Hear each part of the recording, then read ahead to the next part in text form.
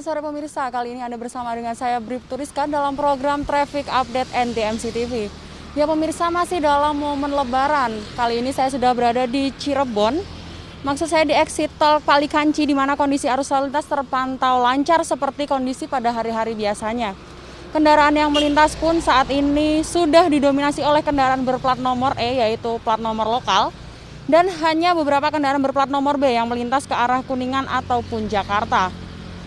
Kondisi penurunan jumlah pemudik pada arus balik kali ini terjadi dikarenakan adanya peraturan PSBB di wilayah-wilayah termasuk kota Cirebon ini. Bisa kita saksikan juga bahwa jalur masuk tol saat ini sudah ditutup oleh para petugas guna membatasi kendaraan yang akan keluar ataupun masuk di kawasan ini. Akses masuk pintu tol hanya dibuka satu lajur dan diperuntukkan bagi kendaraan yang akan mengangkut sembako, obat-obatan, dan bahan logistik. Untuk itu kami menghimbau kepada para pengendara agar mematuhi peraturan yang ada dan juga arahan petugas yang berada di lapangan. Tidak lupa juga untuk mengenakan masker bagi para pengendara khususnya sepeda motor dan juga untuk kendaraan pribadi maupun angkutan umum yang beroperasi agar mematuhi ketentuan yang ada dengan melakukan pembatasan penumpang. Selain itu pemirsa, dapat kita saksikan juga bahwa sudah ada petugas yang berjaga di checkpoint ini.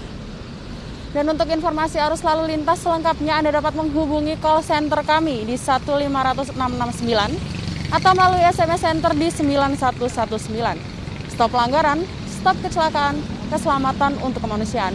Demikian Bribtu Rizka melaporkan langsung dari exit tol Palikanci, dan tetap saksikan update informasi arus lalu lintas terkini dalam program Traffic Update NTMC TV.